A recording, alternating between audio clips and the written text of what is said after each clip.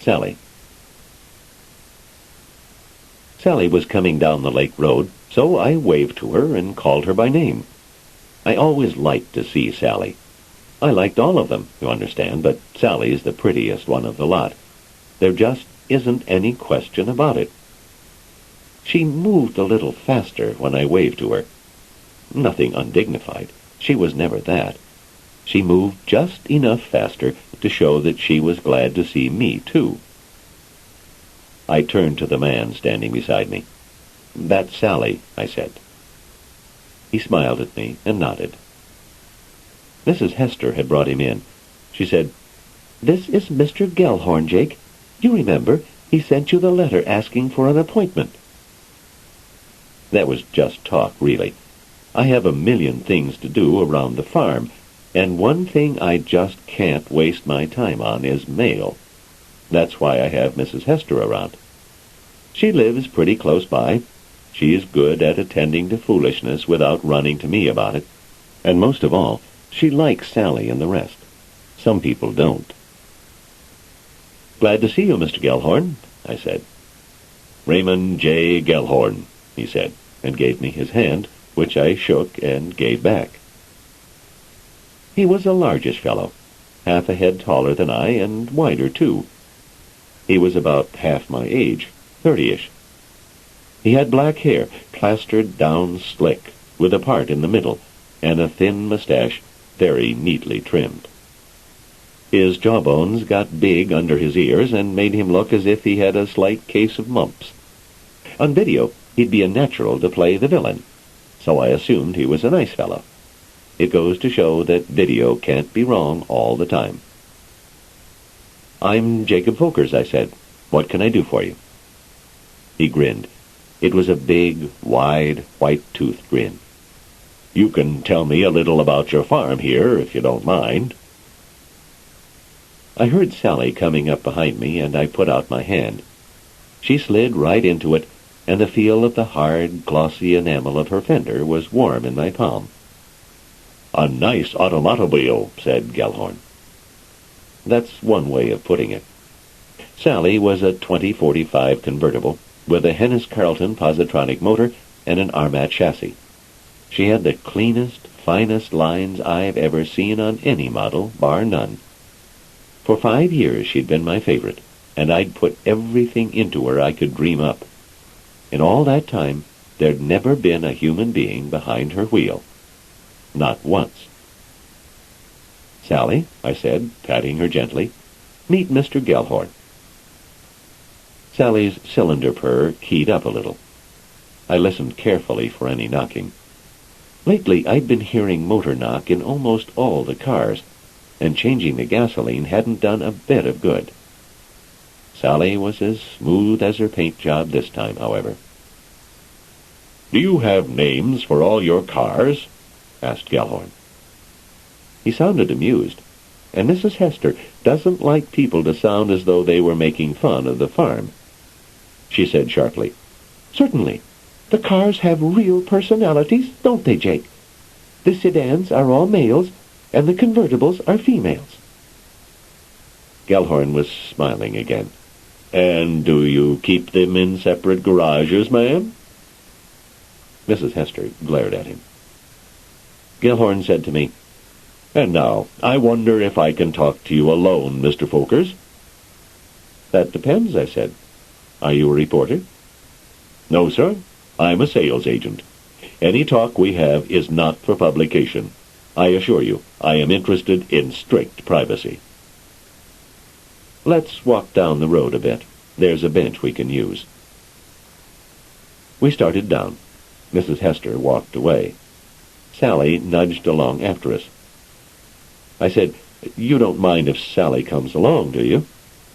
"Not at all. She can't repeat what we say, can she?" He laughed at his own joke, reached over and rubbed Sally's grill. Sally raced her motor, and Gellhorn's hand drew away quickly. "She's not used to strangers," I explained. We sat down on the bench under the big oak tree, where we could look across the small lake to the private speedway. It was the warm part of the day, and the cars were out in force, at least 30 of them. Even at this distance, I could see that Jeremiah was pulling his usual stunt of sneaking up behind some staid older model, then putting on a jerk of speed and yowling past with deliberately squealing brakes. 2 weeks before, he had crowded old Angus off the asphalt altogether, and I had turned off his motor for 2 days. It didn't help, though, I'm afraid, and it looks as though there's nothing to be done about it. Jeremiah is a sports model to begin with, and that kind is awfully hot-headed. "Well, Mr. Gellhorn," I said, "could you tell me why you want the information?" But he was just looking around. He said, "This is an amazing place, Mr. Folkers." "I wish you'd call me Jake. Everyone does." "All right, Jake. How many cars do you have here?" 51. We get 1 or 2 new ones every year. One year we got 5. We haven't lost one yet. They're all in perfect running order. We even have a 15 model Matomot in working order, one of the original automatics. It was the first car here. Good old Matthew. He stayed in the garage most of the day now, but then he was the granddaddy of all positronic motored cars. Those were the days when blind war veterans, paraplegics, and heads of state were the only ones who drove automatics. But Samson Harridge was my boss, and he was rich enough to be able to get one. I was his chauffeur at the time. The thought makes me feel old. I can remember when there wasn't an automobile in the world with brains enough to find its own way home. I chauffeured dead lumps of machines that needed a man's hand at their controls every minute. Every year, machines like that used to kill tens of thousands of people. The automatics fixed that. A positronic brain can react much faster than a human one, of course, and it paid people to keep hands off the controls. You got in, punched your destination, and let it go its own way. We take it for granted now. But I remember when the first laws came out forcing the old machines off the highways and limiting travel to automatics. Lord, what a fuss. They called it everything from communism to fascism. But it emptied the highways and stopped the killing, and still more people get around more easily the new way. Of course, the automatics were 10 to 100 times as expensive as the hand-driven ones, and there weren't many that could afford a private vehicle. The industry specialized in turning out omnibus automatics. You could always call a company and have one stop at your door in a matter of minutes and take you where you wanted to go.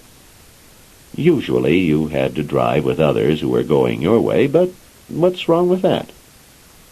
Samson Harridge had a private car, though, and I went to him the minute it arrived. The car wasn't Matthew to me then. I didn't know it was going to be the dean of the farm someday. I only knew it was taking my job away, and I hated it. I said, "You won't be needing me any more, Mr. Harridge?" He said, "What are you dithering about, Jake? You don't think I'd trust myself to a contraption like that, do you? You stay right at the controls." I said, "But it works by itself, Mr. Harridge. It scans the roads, reacts properly to obstacles, humans, and other cars, and remembers routes to travel." "So they say, so they say. Just the same, you're sitting right behind the wheel in case anything goes wrong."